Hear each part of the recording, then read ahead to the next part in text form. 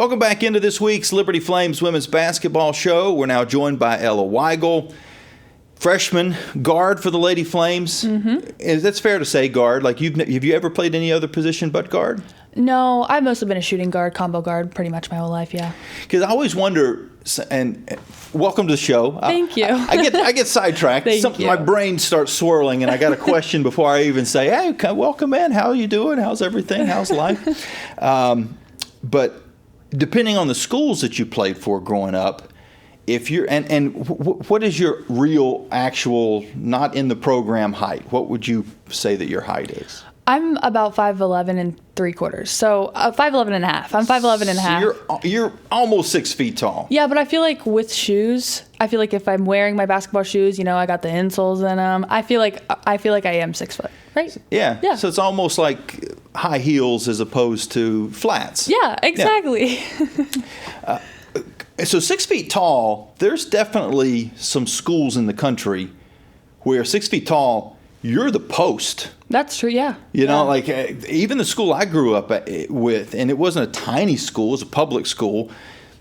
6 feet tall, you were playing 4 for sure as a female, yeah. and you might very well be playing in the post. I think we did have maybe a 6'2" or something like that, so maybe you wouldn't have had to play the 5. Yeah.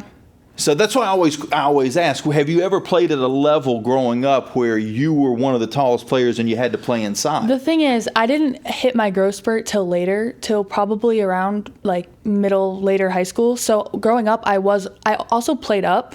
When I was younger, I usually played like a year up until I hit high school. So I was never the tallest girl. Gotcha. I was pretty short, actually. Not super short, but I was just average. Like, I wasn't like, oh, she's so tall, or oh, she's so short. I was just kind of in the middle. And then when I hit high school, I was taller, and then I ended up growing even a little more. So then I was like, oh, tall for a guard. But when you get up to that level, it's normal. How big was your school?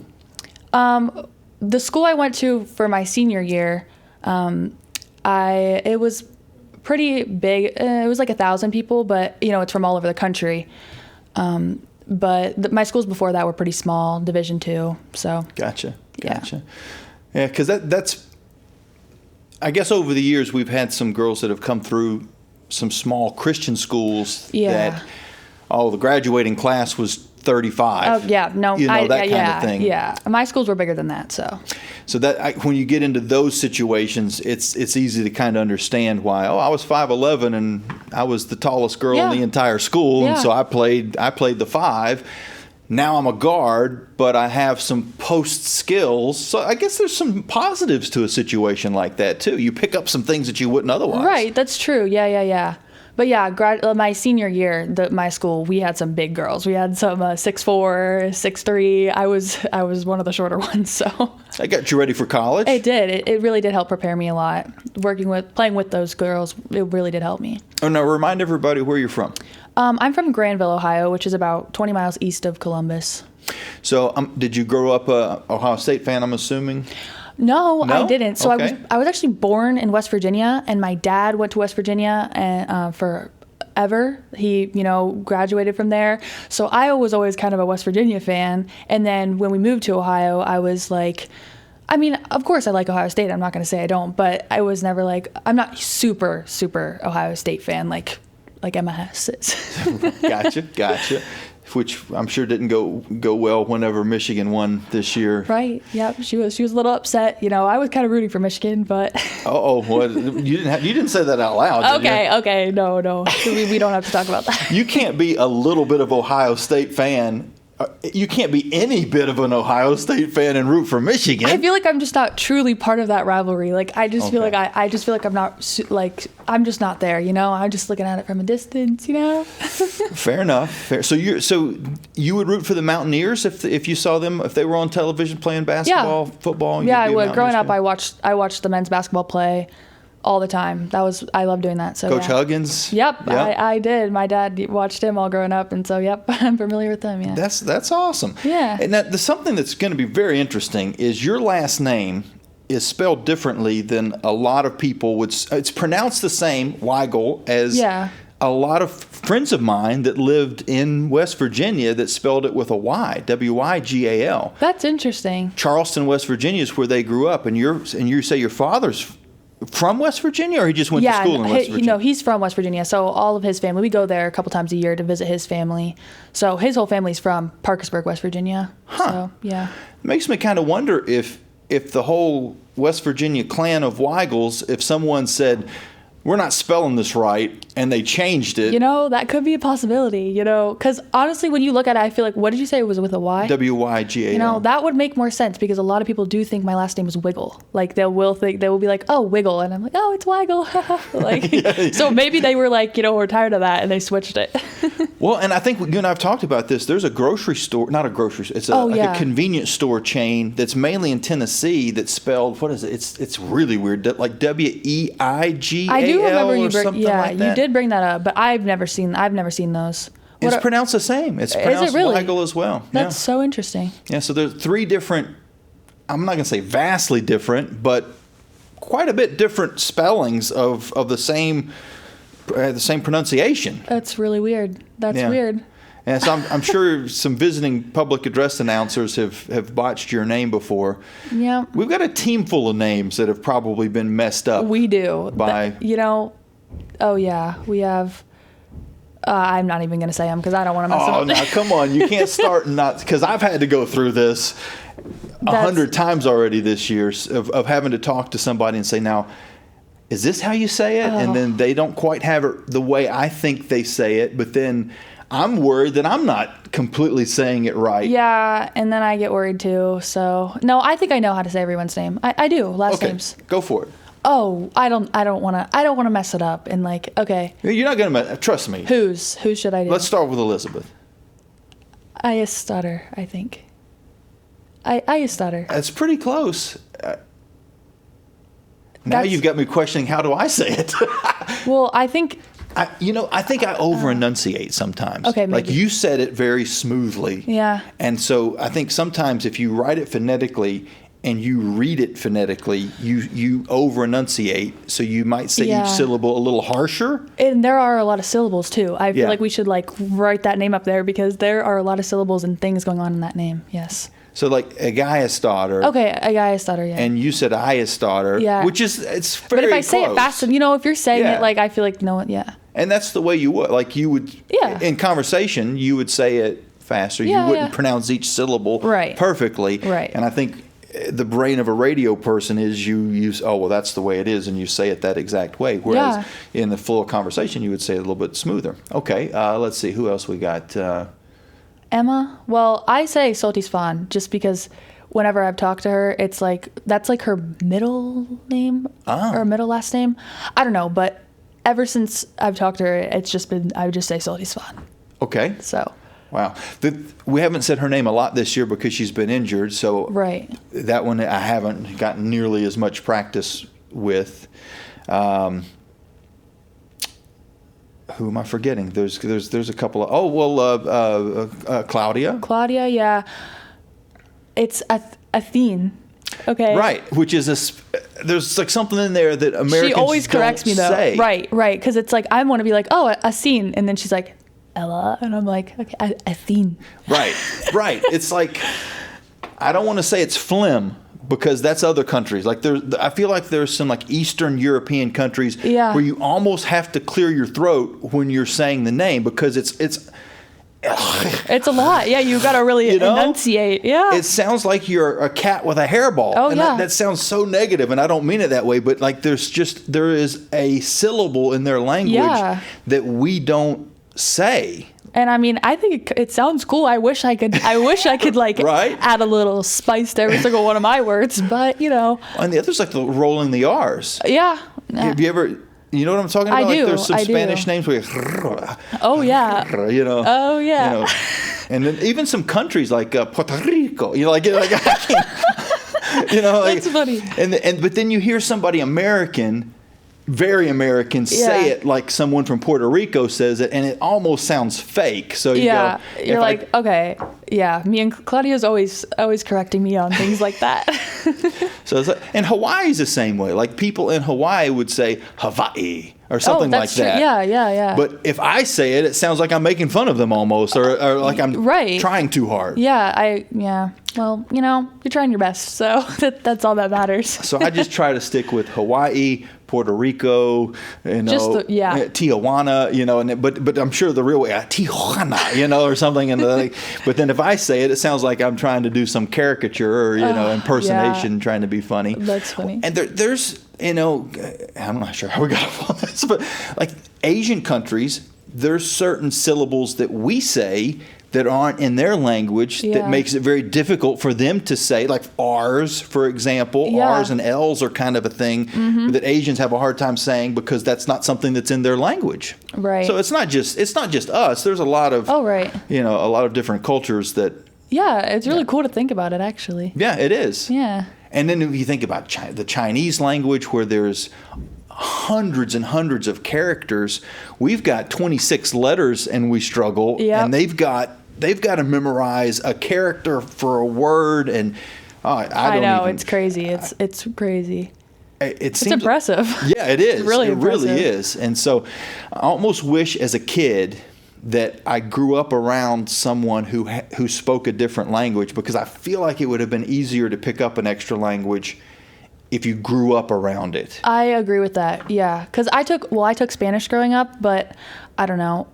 It was during COVID when I was really taking the classes, so I didn't really learn much, and And you were probably 16, 17 at the time, so I feel like we kind of shut down a lot of our learning somewhere around 12, 14 years old. So if you would have had a best friend that was Spanish and was teaching you Spanish words from like age 4, I'd probably be an expert. To 10, you'd be a translator. I would be, but wasn't in the cards for me, unfortunately. And probably not a lot of other languages spoken in the center of Ohio.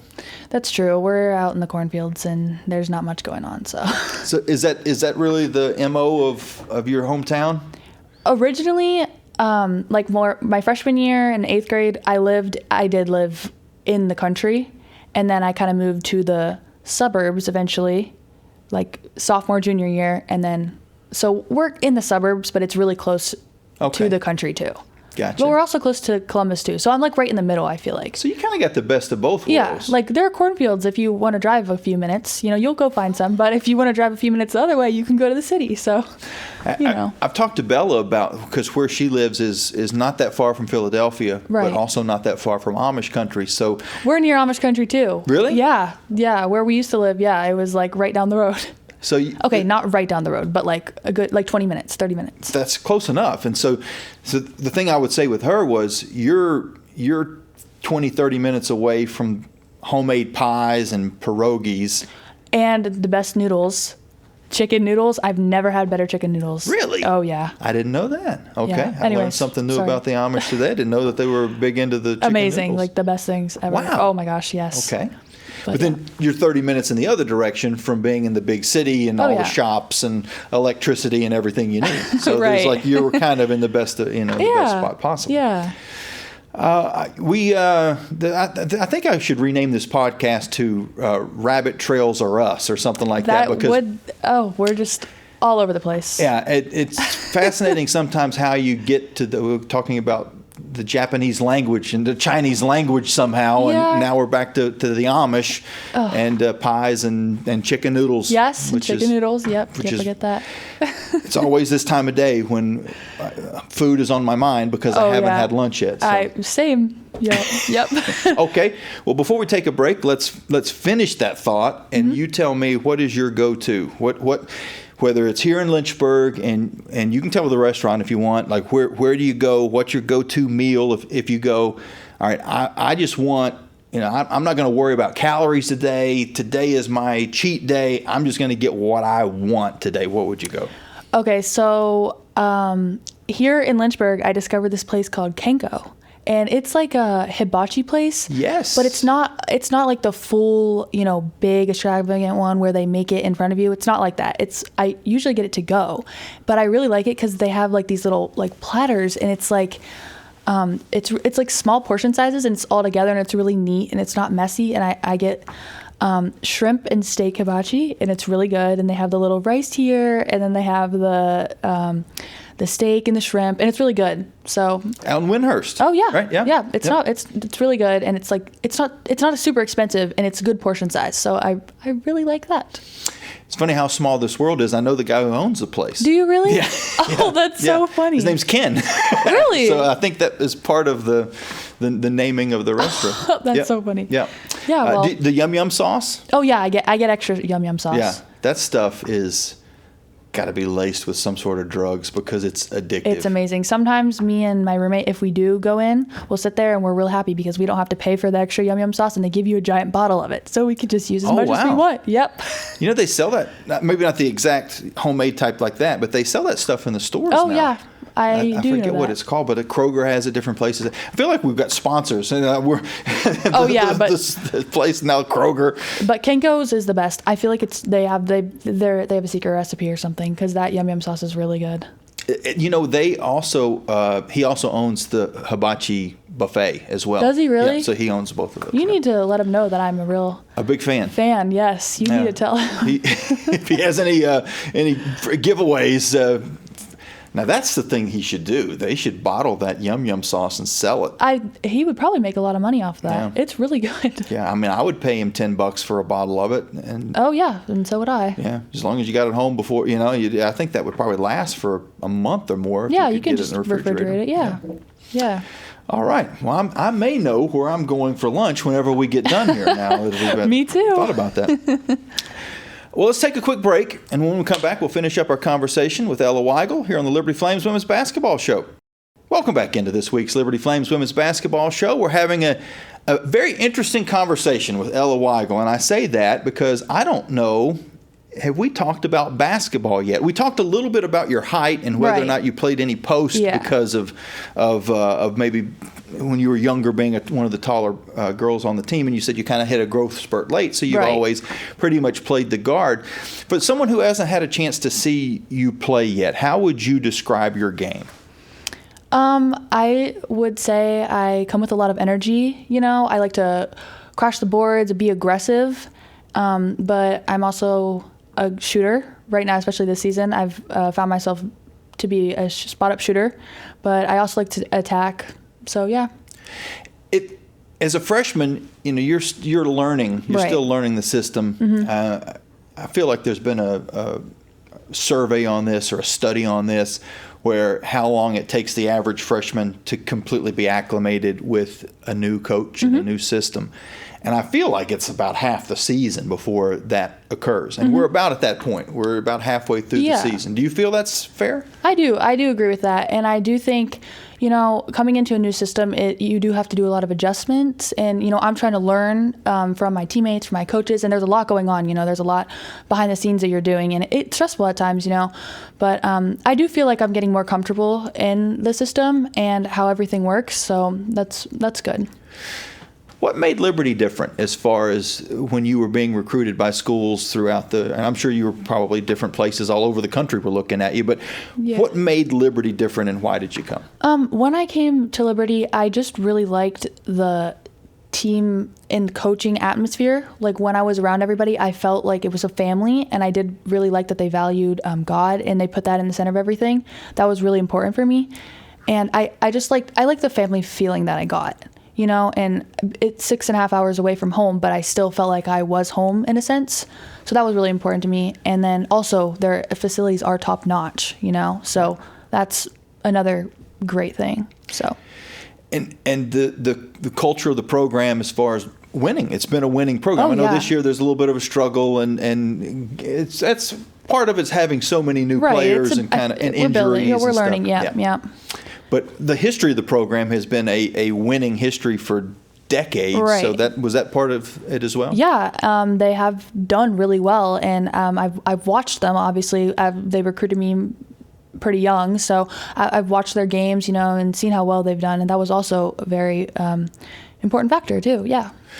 You mentioned your father being from West Virginia. Tell us a little bit about your family, brothers, sisters. Yeah, I have one sister. She's a sophomore in high school, so she's 3 years younger than me. And athlete? Yeah. She actually just quit basketball. I think she wants to pursue golf. So we both golfed as well. Oh. But I decided to quit and choose basketball.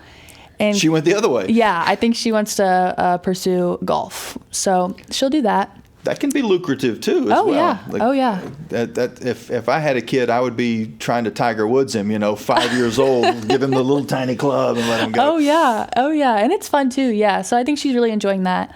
And then my mom and my dad that's just us. But yeah. Were your mom and dad athletes? Yes. My mom played Division II basketball. Where did you play? Alderson Broadus. Alderson Broadus. I think it's a small D2 in West Virginia. We need a Carmody here. The Carmody, Paul and Joe Carmody. You know Paul, but Joe's his brother. Yeah. They are D2 and D3. Are they really? I think they know every single school in the country, can tell you what town it's in. So it's Alderson Broadus. Where is it again? It's in West Virginia, I think. Oh, okay. Gotcha. Yeah, so she played there for a couple years. And then my dad didn't play any sports in college. He is a doctor now, so he kind of focused on that. But he did play a lot of sports in high school, football, baseball, track, he did it all. So gotcha. Basketball. Well, that's cool. So they obviously met in West Virginia. Yeah, I think they did. They actually went to preschool together randomly. Whoa. So, yeah, they went to preschool together, and then I don't think they didn't ever go to school again until I guess they met somewhere, and they're during college. So for a half second, I thought you were going to say, yeah, they've been together since preschool. Nope. But they found each other again later in life. I wonder what the longest documented relationship, like the earliest. We met when we were in third grade, and sometimes there are some random ones like that, and I'm just like, wow, that's crazy. Yeah. But probably if they go to the same, some people go to the same schools forever, and. Yeah, I know very few people that met in high school and were dating in high school that got married and stayed together. Okay. Most high school relationships they fizzle out. Fizzle out. Yeah. That there's two or three people that I know. A few random exceptions, but not very. They kind of you kind of remember them though because it's not super common. Yeah, college is different. Right. I'd say half the people that I went to college with are. Well, maybe not half, but a much higher percentage I agree. are with whoever they were dating. For sure. Yeah, I agree with that. Yeah. Wow, we've talked about language. The only thing we haven't talked about is classes. So what are you interested in? What are you studying? I'm actually studying business finance, but I think I do want to go to law school.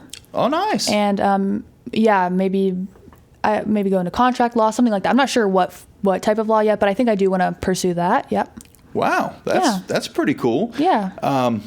Let's see, contract law. So so would that be working with athletes? Yeah, you could do that. And I think that's also, I want to obviously shadow some places and see and I'm not super familiar with that type of area just because, I don't have any family in law. But I have seen, there's agents and there's obviously all these people that need lawyers, that are playing sports and things like that. And I do think that would be really interesting. So, you could be associated with athletes in some way. I'm gonna be honest about something that I've learned in the last 5 to 10 years when I'm having these types of conversations. 10 years ago, I would have just said, "What are you going to do after you get done with college?" Assuming that it was going to be working and it was going to be a career. In the last 10 years, in the last 5 years, I've had to adjust that and assume that the majority of athletes want to play sports as a profession for at least some amount of time once they graduate. Now, in some cases it's realistic. In some cases it's not as realistic, depending. Now, you're a freshman. You've got 3.5 years left to get to the point where you could be playing professional basketball when you finish college. Is that a thought in your head, or are you thinking, no, when college is done, I want to focus on being a lawyer because there's more school to be had and there's a lot of work to be done to get to that point? I do think it's really interesting when I do see people go overseas. I think that's really cool. And, I don't really know for sure what's in the cards for me yet. I wouldn't be totally against doing that. I mean, I think that would be really cool if when the time comes, I decide that I want to continue, I want to play for a little bit longer. Yeah. But right now, I would probably just want to go and continue my schooling while I'm young. I think that would be important, but I don't really know for sure right now. So and the cool thing here is with summer classes and extra sessions that you can get ahead, and the fact that there's a law school on campus, you can get a lot to where maybe the day you walk across the stage, you get the diploma, that you play your last basketball game, you can go boom, and right there you're ahead of schedule. Right. That is very beneficial here. We do take summer classes, and I can get ahead of a lot of people and just, get my classes under my belt, go ahead and do that, which is really, really nice. And I really do value academics, so that's really important to me. So, yeah, it's very beneficial. Okay. All right, last thing. What's something about Ella Wigal that I haven't asked but people would find interesting? Whether it's what you do for fun, it's a talent that maybe none of it that we're not aware of, things like that. Well, I was talking about golf a little bit, but I do think that's something that not a lot of people here know about me. But I was a really good golfer in high school, and I actually really liked it a lot, and I was good, yeah, and it was really fun. And I think that's kind of random because you don't think, oh, a basketball player is also going to play golf, because those are two kind of really different sports. But yeah, so I was pretty good at golf. What was your best score? In high school, I set 4 records. I think my low on 18 was a 68, I think. Wow. And then on 9, I think it was like a 31. Something like that. So are we talking scratch golfer? Like right now, if you were to go out, you'd have a 0 handicap? I don't know about right now. I'm definitely a little rusty, probably, because I haven't whipped the clubs out in a while. But if I practice a little bit, I was very close to being a scratch golfer, if not I was, in freshman, sophomore, junior year. Wow. So yeah, I because all growing up I played. I went to the world tournament. I did a lot of different things with golf. So yeah, I was at one time I was. Wow. Okay. And is your sister? You said your sister's about that same time frame that you were really good at golf. Is she kind of in that same mode as well? Yeah. She went to States this year. Her sophomore year. Yeah. She went to States this year, and I went to States a few times as well, which was. Our school in golf, we were pushed up to Division I, even though we were just a Division II school. So that was really cool. But yeah, I think she's gonna hopefully not. She hasn't beaten any of my records yet, and I'm hoping I can keep a few of them. So let her have a couple. Yeah, and then she can have one or two, but let me keep at least 50%. There you go. Yeah, that's sharing, but not completely sharing. Right. Not going to give up everything. Well, that's wild. So have you not been able to get out very much and play lately, I guess? No, because one, it's cold here, and we're practicing all the time. It's not super. There's not a lot of time for me to do that. But when I do go home, or when I go visit, one of my best friend lives in Florida. When I go visit her, or when I'm with my family, my uncle also loves to golf. So I try to. I do go to Topgolf a lot. That's Those are one fun. thing. That's my favorite place to go. I love going there. And the food's good there. Oh yeah. The pretzel bites are to die for. Their wings are some of the best wings I've ever had. Yeah, I do go to Topgolf a lot, though. Actually, not a lot, but probably more frequently than the average person, I would say. Okay. Yeah. Could you teach golf? Do you think? Yeah, I could give some lessons. Yeah. See, that one might be. I'm just trying to, come up with ways of, like in your free time, maybe in the summer, you could pick up a couple of lessons. I could for sure do that. Yeah. My niece she's 5. She'll be 6 this coming summer, and she's on pace to probably be about 6 feet tall. I think. Okay. When they did I think there's a certain time, I forget when it is, that they measure, and they say you're going to be usually double that. Yeah. So Julia is her name, my sister. Oh. They live here in town, and. So yeah, she's going to probably be about your height when she's done. My sister was a basketball player. Okay. Her father played just about every sport, and he's a very good golfer. Oh, is he really? So if she could get some lessons, I'm seeing, what's the female Tiger Woods? Annika Sorenstam or someone like that. That was maybe a little bit before your time. Who's the top female golfer right now? I don't know right now, but I know there was always I think her name was Lexi Thompson. Maybe? Okay. She was really cool. She could hit it really far. And since I was taller than most golfers, or you'll see they were all very short compared to me. I could hit it a lot farther. And so, yeah, that's, she could, I'll give her some lessons. Okay. If she wants some lessons, I'll help her out, and maybe I'll bring her some pink clubs that I have in the garage from a very long time ago. Very nice. Very nice. I'm just thinking, in the back of my head, I'm thinking, okay, when Uncle Jamie gets to a point where he needs to be in the home, maybe if she's a multi-millionaire, she can help me out a little bit. Yeah. I'll help her get those golfing skills on point. Well, cool. We've gotten a lot worked out today. The least of which was the fact that we learned a little bit more about your basketball background, and we learned that you've got a skill that's pretty impressive. Yeah, Scratch golfer. You. That's awesome. Thanks. Well, Ella, great season so far. I know it's early on. I know you guys want to get more wins. You want to kind of build up some momentum. But I can say this: as a freshman, don't get discouraged, because there's a lot of girls that, as a freshman, have barely gotten off the bench halfway through their first year, or had to maybe even redshirt and not even play till their second year. So you guys are, the whole freshman group is ahead of schedule. You guys had a very tough schedule to go against. Speaking of schedule, and so I feel like there's going to be this aha moment where everything's going to kind of come together. There's going to be this gelling, and you guys are going to go on like a 10-game winning streak, and we'll get there and really have a successful end of the year. We just gotta, stick together. I think we'll be all right.